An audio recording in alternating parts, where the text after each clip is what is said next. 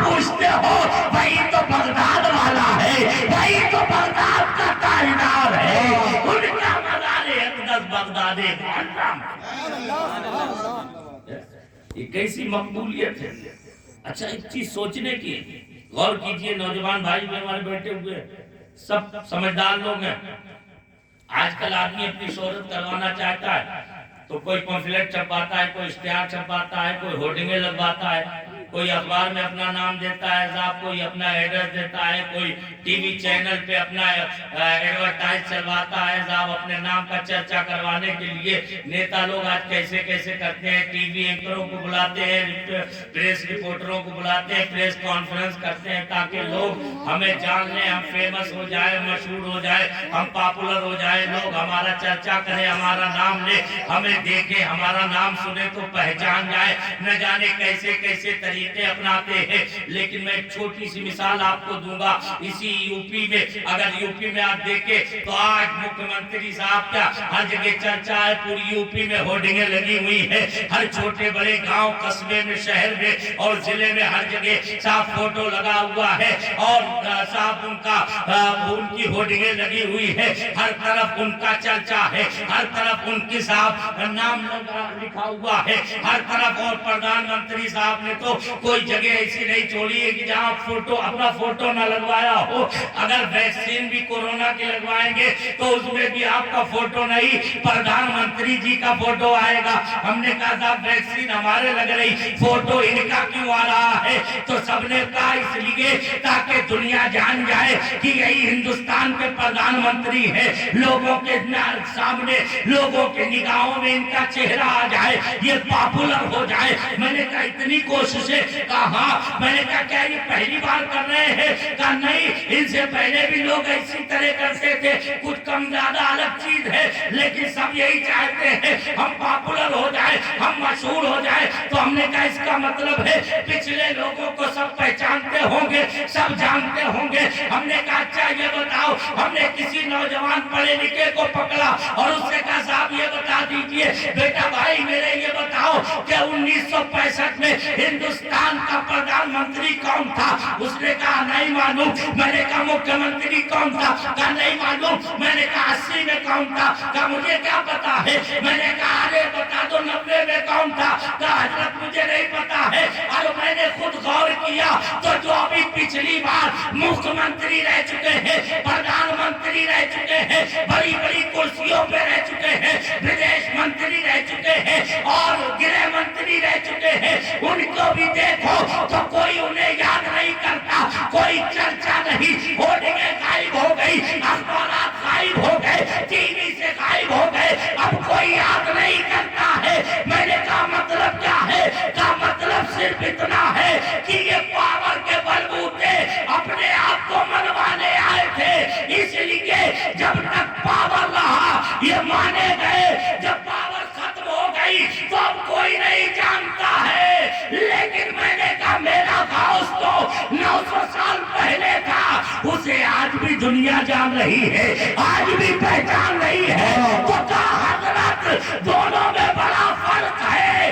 ارے یہ نیتاؤں کا پاور اپنا حاصل کرتا ہے اور غوث اعظم کا پاور یہ اپنا نہیں، خدا کا دیا ہوا ہے، رب کا عطا کرتا ہے، اور رب جس کو بڑھاتا ہے اسے کوئی مٹا نہیں۔ زندہ باد زندہ ایسی عظمت اللہ نے بخشی ہو، کیسی شہرت بخشی۔ لیکن میرے بھائیوں ان کی عظمت و شہرت کے ساتھ ساتھ ہمیں جس بات پہ غور کرنا چاہیے وہ یہ ہے کہ ہم یہ بھی تو دیکھیں کہ اللہ نے انہیں یہ عظمت و شہرت کیوں عطا فرمائی۔ وہ بھی ہماری اور آپ کی طرح انسان تھے، وہ کوئی نبی نہیں تھے، ہم انہیں نبی نہیں مانتے معاذ اللہ۔ ہمارے نبی کے بعد کوئی دوسرا نیا نبی دنیا میں نہیں آ سکتا۔ میرا نبی محمد رسول اللہ صلی اللہ علیہ وسلم آخری نبی، وہ خاتم النبیین ہے، یہ ہمارا عقیدہ ہے، ایمان ہے۔ لیکن غوث اعظم نبی نہیں، صحابی نہیں، تابعی نہیں، تابع تابعی نہیں، ائمہ مجتہدین مشہورین میں سے بھی نہیں، لیکن عظمت کا عالم یہ ہے کہ اتنے مشہور آخر یہ شہرت کی وجہ کیا ہے؟ تو اس کی وجہ بھی وہی پوچھتے ہیں جہاں ساری وجہ بتائی جاتی ہے، جہاں ہمارا مرکز ہے۔ ہم ادھر ادھر نہیں بھٹکتے ہیں، ہم کسی دنیا کے بنائے ہوئے مرکز میں نہیں جاتے ہیں، ہم تو اپنے نبی کے مرکز میں جاتے ہیں، مدینے کی طرف رخ کرتے ہیں، اپنے نبی پاک کی بارگاہ میں جاتے ہیں۔ اے میرے مصطفیٰ، آپ بتائیے کہ آخر دنیا میں یہ عجب معاملہ کیوں ہے کہ کچھ لوگ حکومت کر کے، سلطنت حاصل کر کے، بادشاہت کر کے بھی دنیا میں گئے تو مٹ گئے، ختم ہو گئے، فنا ہو گئے، لیکن کچھ لوگ ٹوٹی چٹائی پہ بیٹھ کے بھی آج بھی دنیا پہ راج کر رہے ہیں، حکومت کر رہے ہیں۔ آخر دونوں میں فرق کیا ہے؟ تو میرے نبی کی بارگاہ سے جواب ملے گا۔ بخاری شریف کی حدیث ہے، میرے نبی فرماتے ہیں ان اللہ اذا احب اللہ عبدا نادى جبرائیل ان اللہ يحب فلانا فاحبه فيحبه جبرائیل ثم ينادي في اهل السماء ان اللہ يحب فلانا فاحبوه فيحبه اهل السماء ثم يوضع له القبول في الارض۔ سبحان حضور کا فرمان سنا رہا ہوں، سبحان بے شک، سبحان اللہ، سبحان اللہ، بے شک، سبحان اللہ، سبحان اللہ۔ میرے نبی کی زبان سے نکلے ہوئے کلمات ہیں، سمجھ میں آئے تب بھی سبحان اللہ، اور نہیں سمجھ میں آئے تب بھی سبحان اللہ، اس لیے کہ ارے یہی کیا کم ہے کہ یہ وہ لفظ ہے، یہ وہ اچھر ہے، یہ وہ ورڈ ہے جو میرے نبی کے منہ سے نکلے ہیں، میرے نبی کے دندان مبارک کے درمیان سے، میرے نبی کے مبارک ہونٹوں سے نکلے ہیں۔ ارے ان کی عظمت کا عالم یہ ہے کہ یہ وہ الفاظ ہے کہ جن میں کل بھی نور تھا، آج بھی نور ہے، اور ہمیشہ ہمیشہ ان میں نور باقی رہے۔ جانتے ہیں بات آ گئی تو بتا دوں، یار چائے بعد میں پلا دیتے۔ اب آپ ذرا غور کریں، میرے نبی صلی اللہ علیہ وسلم کی مبارک زبان سے جو لفظ نکلے، جو اکشر نکلے، ان اکشروں میں بھی اللہ نے نور پیدا فرمایا۔ آج کچھ لوگ ایسے ہیں، آپ کی یاسین پور میں بھی کچھ لوگ ہیں، اللہ ہدایت دے دے، پتہ نہیں کہاں بھٹک گئے، کسی کے پیسے کے چکر میں آ گئے، کہاں کیا مسئلہ ہو گیا، بہرحال اللہ ہدایت دے، دعا کیا کرو اللہ ہدایت دے، اس لیے کہ بیٹھتے ہوئے واقعی میں حضور کی شان میں گستاخی کرنا، یہ تو اپنے پیروں پہ کلہاڑی مارنا ہے۔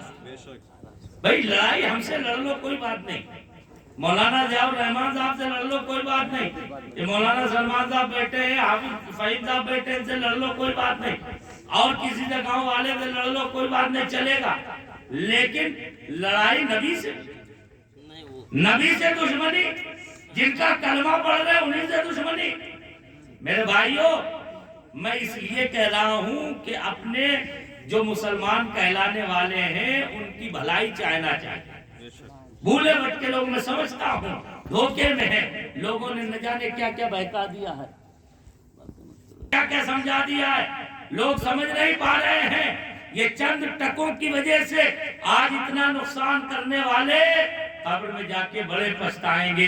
یاد رکھو، نبی کا دامن اگر ہاتھ میں ہے تو دنیا بھی اچھی ہے، قبر بھی اچھی ہے، حشر بھی اچھا ہوگا، اور اگر نبی کا دامن نہیں ہے تو یہاں بھی ذلیل ہو، وہاں بھی ذلیل ہوگے، اس لیے کہ ہر جگہ میرے نبی کو رب نے وہ عظمت بخشی ہے کہ اگر ہم گناہگاروں کی بخشش ہوگی تو نبی کے صدقے میں ہوگی، نبی کے طفیل ہوگی، اس لیے کہ کیا ہی ذوق افزا شفاعت ہے تمہاری واہ واہ، قرض لیتی ہے گناہ پرہیزگاری واہ۔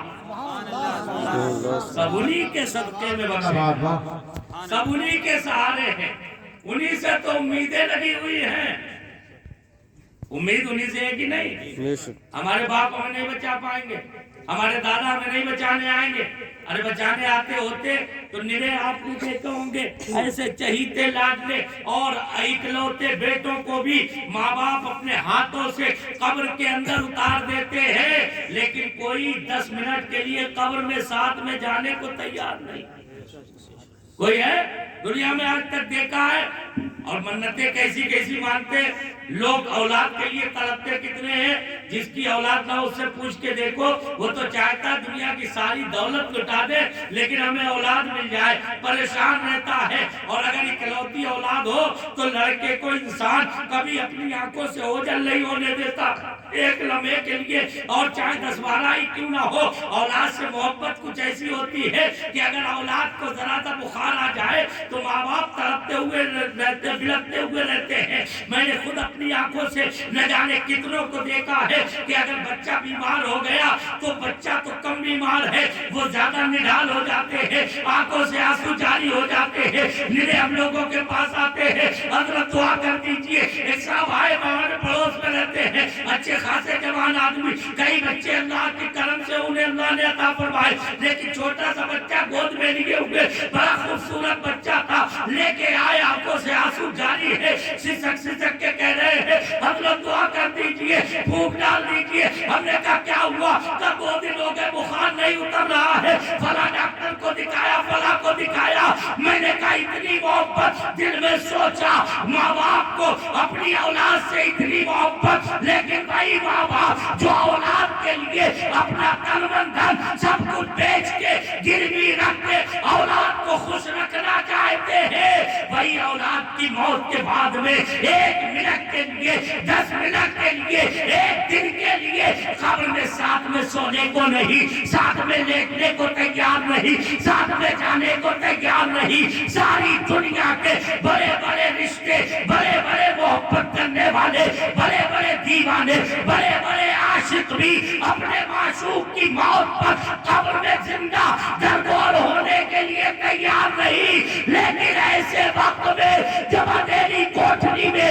کوئی کام آنے والا نہیں، ایسے وقت میں اگر کوئی کام آتا ہے تو وہ مدینے کا تاجدار ہے، وہ نبیوں کا سردار ہے، وہ ہمارا پیارا رسول ہے، وہی آتے ہیں۔ حدیث میں ہے میرا نبی آتا ہے، مومنوں کو اپنے جلووں سے بالابال کر دیتا ہے، اپنے نور سے، اپنی روشنی سے اور اپنی چمک سے اندھیری قبر کو میرا نبی منور کر دیتا ہے، روشن کر دیتا ہے، چمکا دیتا ہے۔ تبھی تو اعلیٰ حضرت کہتے ہیں قبر میں لہرائیں گے تا حشر چشمے نور کے، قبر میں لہرائیں گے تا حشر چشمے نور کے، جلوہ فرما ہوگی جب طلعت رسول اللہ۔ ایسے وقت میں بھی میرا نبی کام آ رہا ہے، میرا رسول کام آ رہا ہے، وہ پیارا رسول جو ہر جگہ کام آ رہا ہے، وہ رسول سبحان اللہ۔ محبت کا عالم دیکھو، بات آ گئی ہے تو میں بتا دوں میرے رسول کی محبت امت سے کیسی ہے۔ اب وہی امت اگر رسول کو معاذ اللہ اپنے جیسا بشر کہے، وہی امت اگر رسول کو یہ کہے کہ انہیں پیٹھ پیچھے کی خبر نہیں، معاذ اللہ رسول ایسے ہیں، رسول ویسے ہیں، معاذ اللہ، جو رسول کی شان میں گستاخیاں کرے، توہین کرے، تو بتاؤ وہ کس منہ سے اپنے رسول کی بارگاہ میں شفاعت کی امید رکھ سکتا ہے؟ سوچنا چاہیے میرے بھائیوں، غور کرنا چاہیے، کسی مولوی ملے کے چکر میں مت آؤ، اللہ اور رسول کو دیکھو، اور یاد رکھو میں کبھی کوئی سنی نہیں کہہ سکتا ہے کہ خدا اور رسول برابر ہے، کوئی سوچ بھی نہیں سکتا۔ یہ لوگ دھوکہ دیتے ہیں کہ سنی نبی کو خدا کے برابر کر دیتے ہیں، ارے ہم کیسے کر سکتے ہیں؟ ہم تو ہر بات میں کہتے ہیں کہ نبی نبی ہے، خدا خدا ہے، خدا معبود ہے، نبی عابد ہے، خدا مسجود ہے، نبی ساجد ہے، خدا خالق ہے، نبی مخلوق ہے، ارے خدا بنانے والا ہے، مصطفیٰ بننے والے ہیں، مصطفیٰ ہے، خدا خدا ہے۔ ہاں اتنا ضرور ہے کہ میرے خدا نے میرے نبی کو اپنی شان کا मजहर बनाया है, अपनी शान का नमूना बनाया है, अपनी शान का दुनिया को एक नमूना दिखाया है कि अंदाजा करो जब मेरा नबी ऐसा है तो मैं कैसा हूँगा। इसीलिए तो आला हजरत कहते हैं अल्लाह की सरताबा कदम शान है ये, इंसान ही इंसान, वो इंसान है ये। कुरान तो ईमान बताता है इन्हें, ईमान ये कहता है मेरी जान। अल्लाह सुभान अल्लाह। कैसा प्यारा रसूल, कैसा अजीम रसूल अल्लाह ताला ने हमें और आपको अता फरमाया। वो प्यारा नबी, वो प्यारा पैगंबर कि जिसके जैसा अल्लाह ने किसी को नहीं बनाया, किसी को नहीं बनाया। वो प्यारा रसूल सुभान अल्लाह, जिसकी अजमतों का आलम ये कि अल्लाह रब्बुल इज्जत फरमाता है लौला का लमा अदहर को रुबूबियत। महबूब अगर तुम्हें पैदा करना मकसूद ना होता तो मैं अपना रब होना भी जाहिर न करता। अल्लाह फरमा रहा है मैं अपना रब होना भी जाहिर न करता। और आप सुनते रहते मशहूर हदीस है, दूसरी जगह अल्लाह फरमाता अगर मैं तुम्हें पैदा न करता तो पूरी कायनात तो ना बनाता। वो प्यारा रसूल, इतना अनोखा रसूल जिसे मिला हो, अब वो उम्मती अगर माद अल्लाह रसूल को अपने जैसा कहे तो कितनी गलत बात। ये धोखा है मेरे भाइयों, ये अंग्रेजों की चाल थी। वो जानते थे कि मुसलमान जब तक अपने नबी से जुड़ा हुआ है इसे कभी गिराया नहीं जा सकता है, कभी इसे मिटाया नहीं जा सकता है, कभी खत्म नहीं किया जा सकता है। इसलिए कि इसकी रगों में मोहब्बत रसूल खून भर के दौड़ती है। जब तक मोहब्बत रसूल बाकी है ये अकेला भी होगा तो सर पे कफन बांध के आ जाएगा और अपनी गर्दन कटा देगा, लेकिन अल्लाह और रसूल पर ईमान का सौदा नहीं करना। इसलिए इन्होंने ये सब चालें चली अंग्रेजों ने और धोखा दिया, ये सब मामले किए। अल्लाह ताला हिदायत दे। बहरहाल मैं अर्ज कर रहा था हमारा रसूल हमें कितना चाहता। हजरत सैयदना अनस इब्न मालिक रज़ियल्लाहु ताला अन्हु मेरे नबी के खादिम 10 साल तक हुजूर की खिदमत की मदीने में। हजरत अनस इब्न मालिक ने फरमाते हैं, उन्हीं से रिवायत है, फरमाते एक दिन मैंने नबी करीम सल्लल्लाहु अलैहि वसल्लम की बारगाह में अर्ज किया हुजूर क़यामत के दिन अल्लाह ताला आपको बड़ी अज़मतें अता फरमाएगा, शफ़ाअत कुबरा की दौलत से माला माल फरमाएगा। हुजूर आपने अपनी अज़मत और रिफ़त को बयान फरमाया है। आपने फरमाया है कि आप ही जन्नत का पहले दरवाजा खटखटाएंगे, सबसे पहले शफाअत आप ही के लिए इजाजत मिलेगी। हुजूर आपको अल्लाह इतना नवाजेगा, मेरे आका मैं आपका खादिम हूँ दुनिया में, अगर मैं क़यामत में आपको ढूंढना चाहूँ तो मैं कहाँ तलाश करूँ। सुभान, क़यामत में अगर मैं आपको ढूंढना चाहूँ तो कहाँ तलाश करूँ। गौर से सुनिएगा, पता बता के जा रहा हूँ क्योंकि हमें भी जरूरत है उसी रसूल की। बेशक आप करम देखो, अल्लाह वालों को कुछ मिलता है तो वो छुपाते नहीं है, वो बांट के जाते हैं। वो अकेले नहीं लेते, अकेले नहीं रखते हैं, बल्कि वो जानते हैं कि अकेले हम रख लेंगे तो ये खुदा की नेमत को छुपाना है। अरे जब नेमतें खुदाबंदी है तो इसे आम कर दो, ये सबको अता कर दो ताकि सबके सब फैज़याब हो जाए और सबके सब इस नेमत से मालामाल हो जाए।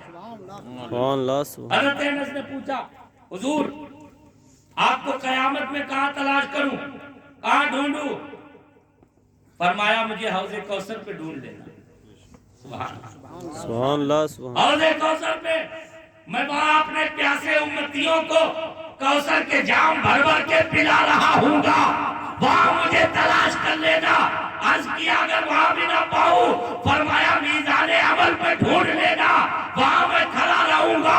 मेरे किसी गरीब उम्मती गुनहगार उम्मती के अगर नेकियों में कमी होगी तो मैं इजाफा करता जाऊंगा और नेकियों का पल्ला भारी कर करके सबको जन्नत में भेजता जाऊंगा और जहन्नम से बचाता जाऊंगा।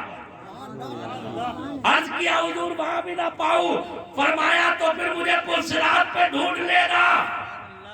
पुलसिरात के सिरे पे मैं खड़े होके रब की बारगाह में रब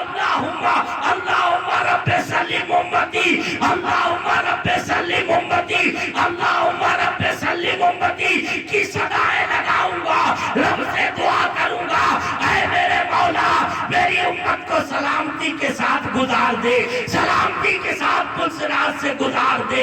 आला हजरत फरमाते हैं अब जरा सोचो हम गुनाहगारों को जब नबी का दीदार हो जाएगा तो अब परेशानी काहेगी, अब बिपता काहेगी, अब मुसीबत काहेगी, अब गम काहेगा, अब दुख काहेगा। अरे फिर तो हम मचल मचल के जन्नत में जाएंगे। तभी तो आला हजरत फरमाते हैं रजा पुल से अब वज्र करते गुजरिए, रजा पुल से अब वज्र करते गुजरिए कि है रब्बे सल्लिम सदाए मोहम्मद, कि है रब्बे सल्लिम सदाए सब लोग कहिए सल्लल्लाहु अलैहि वसल्लम। ये मेरे नबी के वो प्यारा रसूल, तो उनकी ज़बान से जो लफ्ज निकले हैं उनमें भी नूर है, बेशक उनमें भी नूर है। बता दूं, और ये नूर किन्हें नजर आता है? नूर वालों। बेशक सुभान अल्लाह। बहुत ज्यादा हो गया, बातों बातों में बात बढ़ती चली गई, लेकिन बड़ी अच्छी बातें अल्लाह के करम से हो गई। याद रखेंगे तो इंशाअल्लाह काम आएंगे। मेरे नबी की जबान से बाकायदा अल्लाह वाले अपनी बातिनी निगाहों से देखते हैं कि हुजूर की जबान से जो लफ्ज निकले थे उनमें भी नूर है, उनमें भी रोशनी है। एक बुजुर्ग एक इलाके में पहुंचे, वहां पर अल्लाह वाले जहां जाते हैं, लोग कहते हैं ना जहां शमा जलती है परवाने खुद ब खुद आ जाते हैं, किसी के रोकने से रुकते नहीं। वो अल्लाह वाले थे, बजाय कहा करते थे कि मैं पढ़ा लिखा आदमी नहीं हूँ, मैं यूं ही सीधा साधा आदमी हूँ, गरीब आदमी हूँ, फकीर और दरवेश आदमी हूँ। लेकिन दीवानों की भीड़ लगना शुरू हो गई, तो वहां उस इलाके में कुछ दुनियादार मौलवी भी रहते थे, कुछ ऐसे वैसे थे, कुछ गड़बड़ी थी मामले में, इसलिए उन्हें जलन होने लगी। अरे यार ये जाहिल झपट आया, लोग पहले हमारी बारगाहों में आते थे, हमारे पास आते थे, अब ये जाहिल झपट की बारगाह में आने लगे, भीड़ें लगने लगी, हमारी महफिलें सुनी हो गई, लोगों उलमा को चिढ़ होने लगी, आलिमों को उनसे हसद हो गया। इतनी चिढ़ हुई, तरह तरह से जलील करने की कोशिश की, लेकिन जितना ज्यादा लोगों को रोकने की कोशिश करते उतना ही ज्यादा मजमा बढ़ता चला जाता। सुभान अल्लाह सुभान अल्लाह। जितना रोकने की कोशिश उतना ही मजमा बढ़ता चला जा रहा, दीवाने बढ़ते चले जा रहे हैं। आखिर एक तरकीब सूझी, सबने मशवरा किया, मीटिंग की, क्या करे, तो ऐसा करो भरे मजमे में इन्हें जलील किया जाए और इनकी जहालत और अनपढ़ होने का भांडा फोड़ दिया जाए। कैसे? ऐसा करते हैं, कुछ सही हदीसें उठाते हैं, लेते रखते हैं, और कुछ गलत रिवायतें अपनी तरफ से उठाते हैं, और सब ले जाके उनसे कहेंगे हजरत आप तो बड़े पहुंचे हुए अल्लाह वाले हैं, आप तो बड़े हदीस के जानने वाले होंगे, आप इन हदीसों को जो सही है सही बता दीजिए और जो गलत है उन्हें गलत बता के छांट दीजिए। कहने लगे वो चूंकि जाहिल आदमी है, या तो सब सही कह देगा या सब गलत, अगर सब सही कहेगा तब भी फंसेगा, सब गलत कहेगा तब भी फंसेगा, दोनों एतबार से जीत हमारी होगी। लेकिन अल्लाह ये तो अपनी सोच रहे थे, अल्लाह वाला तो कुछ और ही सोच रहा। अल्लाह वाले को धोखा कौन दे सकता है? खबर भिजवाई, उन्होंने कहा अरे उन उलमा से कहो अगर कोई हदीस वगैरह पढ़ना है समझना है तो किसी मुहद्दिस के यहाँ जाए, किसी दरसगाह में जाए, मदरसे में जाए, किसी जामे में जाए। मुझे गरीब और फकीर आदमी के यहाँ क्यों आते? मैं तो अनपढ़ जाहिल आदमी हूँ, बगैर पढ़ा लिखा आदमी, मुझे क्या पता हदीस क्या होती है। मैंने कहीं नहीं पढ़ा है, किसी मुहद्दिस से किसी आलिम से मैंने नहीं पढ़ा है। लेकिन उन्होंने ज्यादा इसरार किया कि नहीं हजरत आप तो बहुत पहुंचे हुए, आप अपने आप को छुपाते हैं, और तरह तरह से हीले बहाने किए, कोशिशें की हर तरह से, और उन्हें जलील करने की तैयारी कर ली। अरे तकबीर।